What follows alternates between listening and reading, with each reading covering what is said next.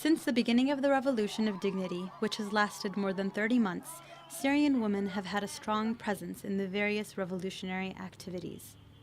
They have stood by the revolutionaries as the protester, the activist, the journalist, the nurse, the fighter, and the martyr as well. Since the early days of the revolution, Syrian women's momentum was felt in sit-ins and peaceful demonstrations across Syria. As they are half of society, they stood by their counterpart man as half of the revolution as well.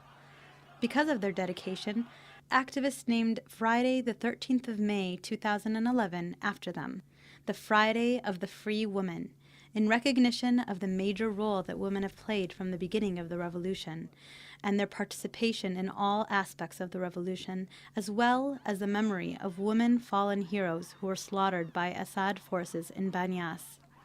On that day, all Syrians, men and women alike, demonstrated demanding the release of the men who were arrested by regime forces during the raid of the region at that time.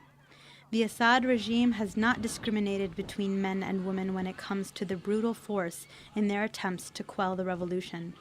Thousands of women have been tortured and raped at the hands of security services.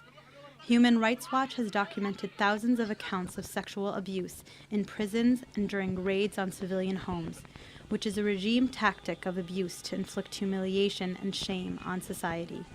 In the same context, according to a report of the Syrian Network for Human Rights, which was released a few months ago in conjunction with the second anniversary of the start of the revolution, more than 7,500 women fallen heroes were reported.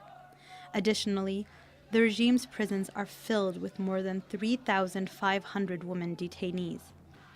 So we ponder during the time when the world prepares to remember and act on the International Day for Elimination of Violence Against Women. Where are the rights of Syrian women? And what have international organizations done to address the perpetual violence perpetrated by Assad regime against women? And most importantly, how long will the leaders of the free world continue to tolerate Bashar al-Assad and his regime as they continue to inflict the worst kinds of violence against Syrian women? Enough with Assad. We want a Syria without Assad, without the killer of women and children. Tell the international community no to violence against Syrian women, no to Assad.